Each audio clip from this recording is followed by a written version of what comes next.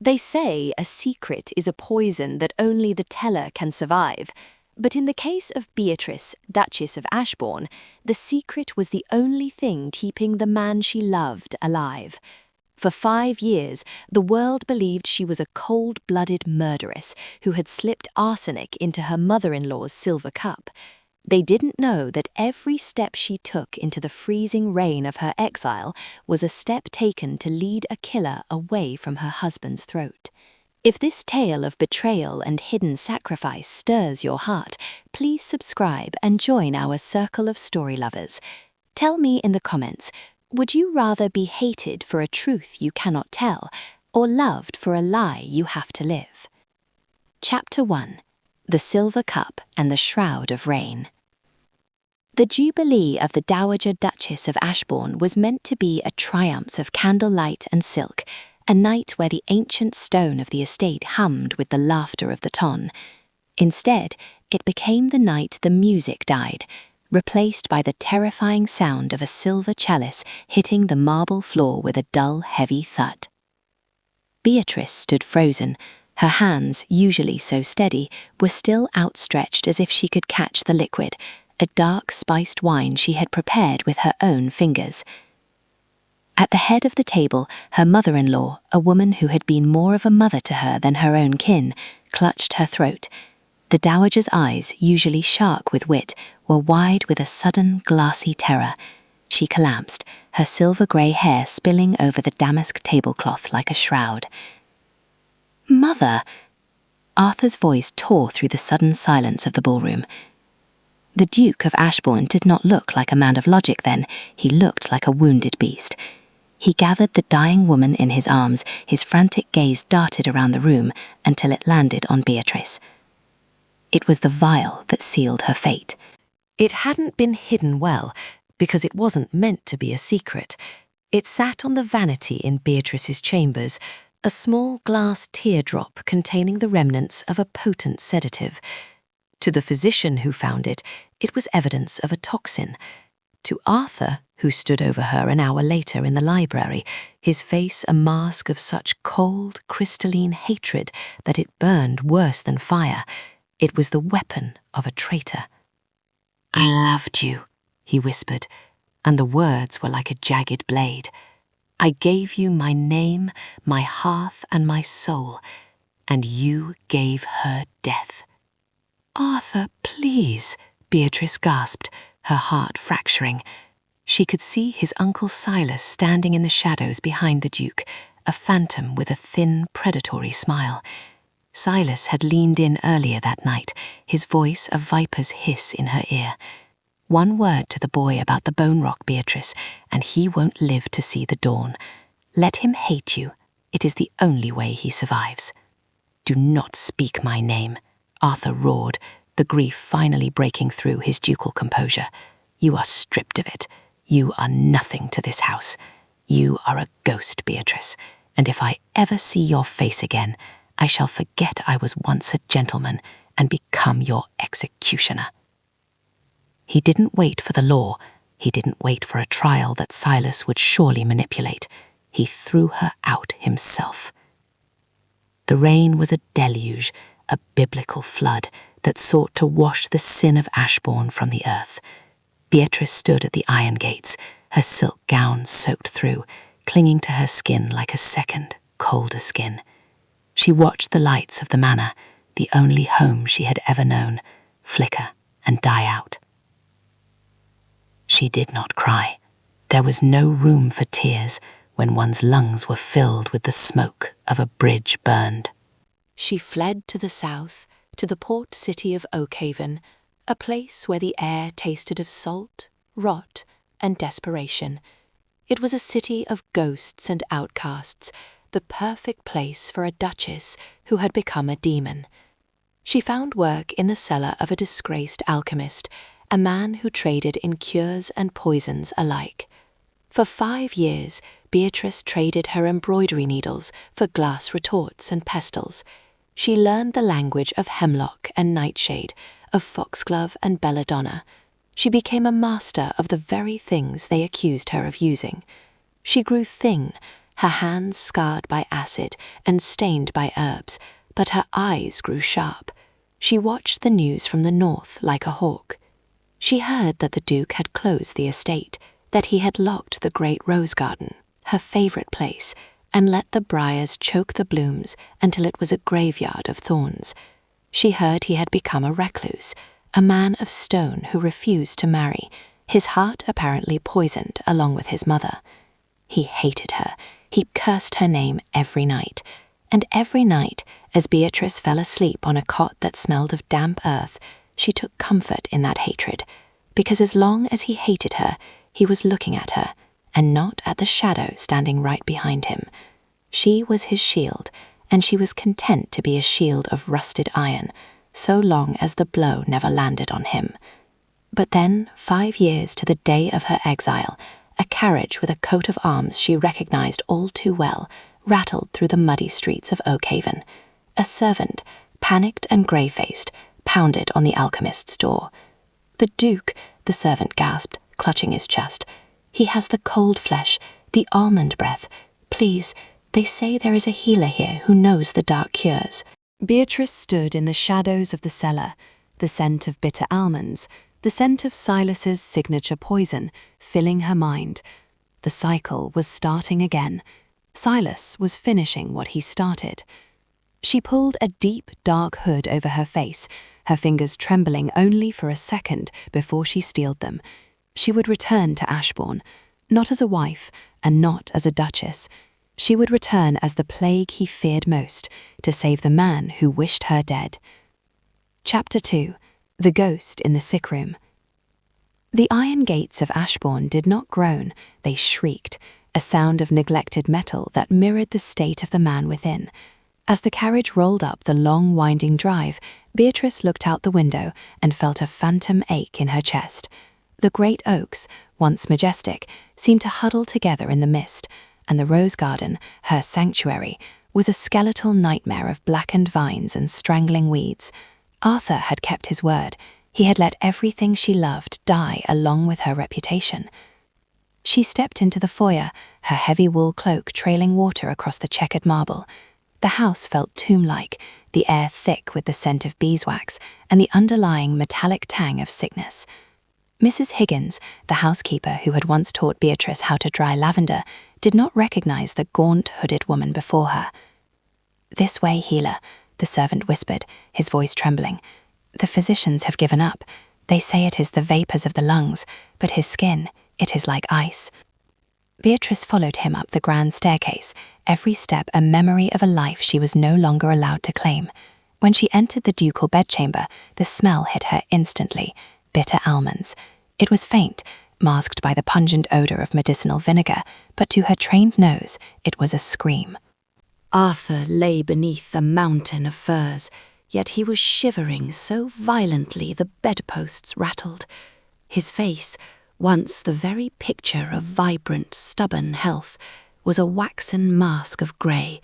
His breath came in shallow, jagged gasps.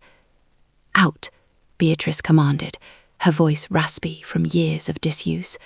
"I must have the room. Bring me boiling water, fresh linens, and the box I brought from the carriage, now." The servants fled, grateful to escape the presence of a woman who radiated such grim authority. Beatrice approached the bed. Her hands shook as she reached out to touch his brow. He was freezing, the cold flesh that preceded the final paralysis of the heart. "Arthur," she whispered, the name a prayer. His eyes snapped open. They were bloodshot, clouded with agony, but as they focused on her face beneath the hood, the fog of fever was pierced by a lightning bolt of recognition. For a moment, the paralysis seemed to vanish, replaced by a primal, desperate terror. "You," he wheezed, his fingers clawing at the silk sheets. He tried to recoil, his body twitching with a frantic animal energy. "Demon, have you come to watch me die? To finish what you started?" "I have come to save you, you stubborn, foolish man," she snapped, though her heart was breaking at the sight of his fear. He tried to strike out, a weak, flailing motion of his arm, but Beatrice caught his wrist. She was no longer the soft girl who had played the harpsichord in the parlour. She was a woman who had hauled crates of lead and stirred vats of caustic salts. She pinned his arm to the bed with a strength that shocked him. "Be still, Arthur. Every movement hastens the poison's part to your heart." "Kill me, then," he choked out, a single tear tracking through the sweat on his temple. "Better to die by your hand than to live remembering your face." The next 3 days were a descent into a private purgatory. Beatrice worked with a clinical, ruthless efficiency. The cure for Silas's slow-acting venom was not a single potion, but a grueling process of extraction and counter-irritants. She applied leeches to his temples to draw out the tainted blood, her stomach turning as the bloated creatures fell away. She forced bitter black tinctures down his throat, holding his jaw shut until he swallowed, ignoring the way he tried to bite her fingers in his delirium. She did not sleep. She sat by his side, bathing his skin with cool water to break the artificial chill. In the deepest hours of the second night, the rage finally left him, replaced by the wandering mind of the dying. He began to weep, not the quiet tears of a man, but the broken sobs of a boy. "Beatrice," he moaned, his hand fumbling blindly across the coverlet. "Bay, why did you do it? I would have given you the world. Why the cup? Why the silver cup?" Beatrice caught his hand, lacing her scarred fingers through his. She didn't answer with words. She couldn't. Instead, she leaned down and pressed her forehead against his, letting her own tears fall onto his burning skin. The yearning she had suppressed for 5 years rose up like a tide, a physical ache that made her want to scream the truth into the rafters. She wanted to tell him that she had been the one to hold his mother while she died, so he wouldn't have to see the pain, that she had taken the brand of murderess to keep Silas's knife from his back. "Shh," she whispered, stroking his matted hair. "Sleep, Arthur. Just sleep." In his fevered state, Arthur didn't pull away. He clung to her hand with a terrifying grip, as if she were the only thing keeping him from drifting into the abyss. He hated her, he feared her, yet in the dark of the night, he wept into her palms, seeking the very comfort he had spent 5 years vowing to destroy. By the dawn of the 3rd day, the grey tint had left his skin. His breathing slowed, becoming deep and rhythmic. The poison was retreating. Beatrice sat back in the armchair, her body trembling with exhaustion, watching the man she loved return from the brink. She knew that when he truly woke, the healer would have to vanish, or the war between them would begin anew. But for now, in the silence of the sick room, they were not a duke and an exile.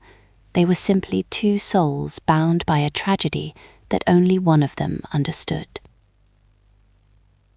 Chapter 3. The Antidote of Truth. Arthur woke not to the fog of death, but to the sharp, cold clarity of a winter morning. He was weak, his muscles felt like water, but the fire in his blood had cooled. He turned his head and found Beatrice sitting by the window, the morning light catching the silver threads that had begun to streak her dark hair.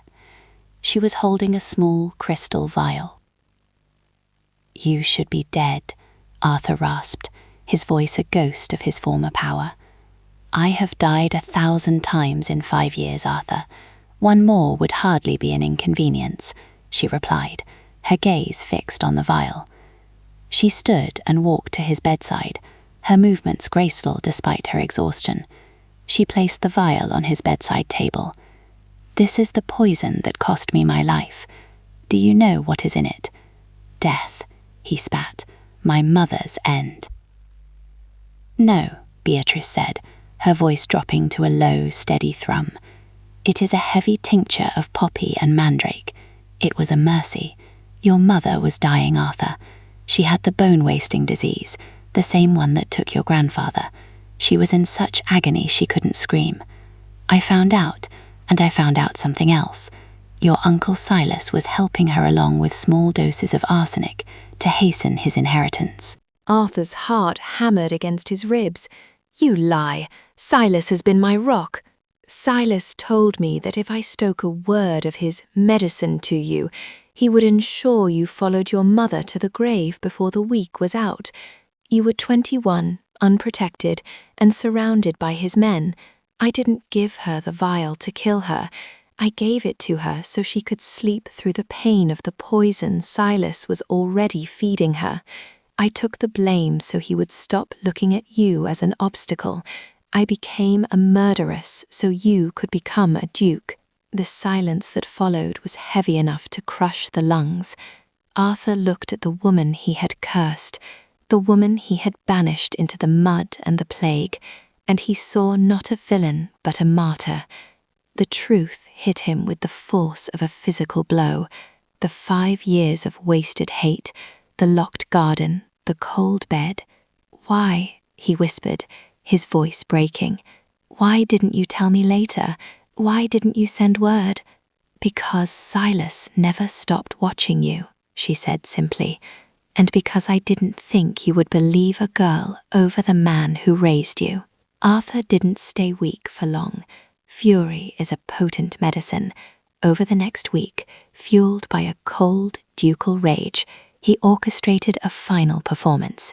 He invited the local gentry and, most importantly, Uncle Silas, to a recovery dinner.